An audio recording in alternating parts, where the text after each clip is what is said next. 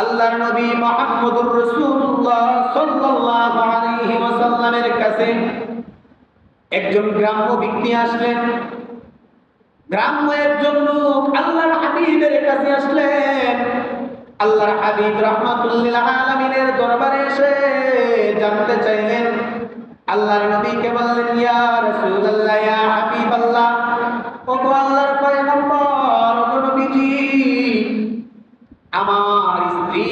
আমার স্ত্রী আত্মসত্তা, আমার স্ত্রী গর্ভবতী, আমার স্ত্রী গর্ভে সন্তান, ছেলে না মেয়ে, আমি জানতে চাই আমার এই সন্তানটা কালো হবে না সুন্দর হবে? আমার সন্তানটা সুস্থ অবস্থায় দুনিয়ায় আসবে নাকি পঙ্গু অবস্থায়, অসুস্থ অবস্থায় দুনিয়ায় আসবে? আল্লাহ নবী রাহমাতুল লিল আলামিনের কাছে প্রশ্ন করলেন, ইয়া রাসূলুল্লাহ, ইয়া হাবিবাল্লাহ, ওগো আল্লাহর হাবিব, আমার স্ত্রীর গর্ভের যে সন্তান, এই সন্তানটা কালো হবে না সুন্দর হবে? ছেলে হবে না মেয়ে হবে? আমি সেটা জানতে চাই। আল্লাহ নবীর কাছে আরো প্রশ্ন করলেন যে আমাদের গ্রামে অনেক দুর্ভিক্ষ দেখা দিয়েছে, অনেক দুর্ভিক্ষ চলছে। এই দুর্ভিক্ষ কেন চলছে? বৃষ্টি বর্ষণ হইতেছে না, বৃষ্টি আসমান থেকে হইতেছে না। কখন হবে বৃষ্টি, কখন হবে দুর্ভিক্ষ, কখন চলে যাবে?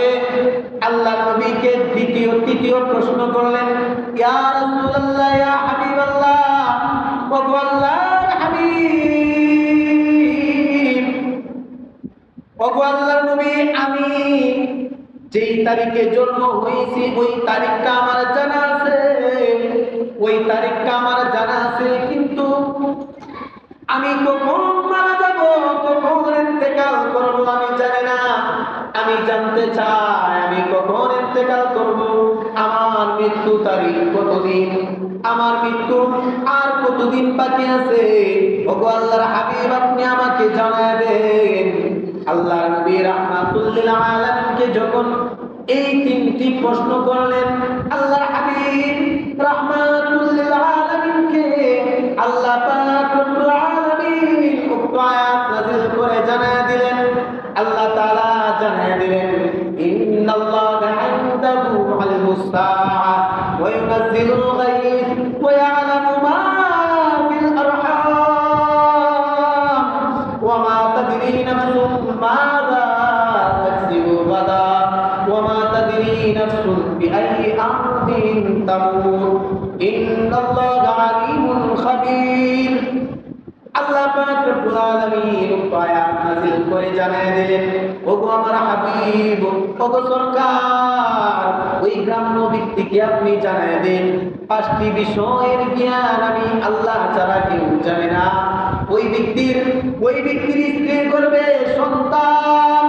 সন্তান ছেলে না মেয়ে, একমাত্র আল্লাহ ছাড়া কেউ জানে না। সন্তানটা কালো হবে না সুন্দর হবে, আল্লাহ ছাড়া কেউ জানে না।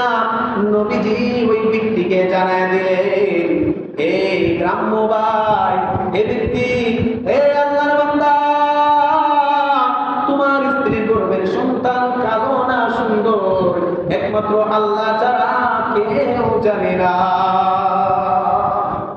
আল্লাহ ছাড়া কেউ জানে না। দ্বিতীয় নাম্বার কথা, আল্লাহর নবী রাহমাতুল লিল আলামিনকে আল্লাহ তাআলা জানায় দিলেন, ওই ব্যক্তিকে জানায় দাও তাদের গ্রামে দুর্ভিক্ষ চলছে, বৃষ্টি কখন হবে? ওগো আমার হাবিব, এই বৃষ্টি কখন হবে কেউ জানে না, একমাত্র আমি আল্লাহ ছাড়া।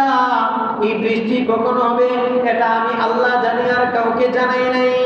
ওগো আমার হাবিব, ওগো আমার সরকার, আপনি ওই ব্যক্তিকে জানায় দেন কখন বৃষ্টি হবে, আপনি জানেন না।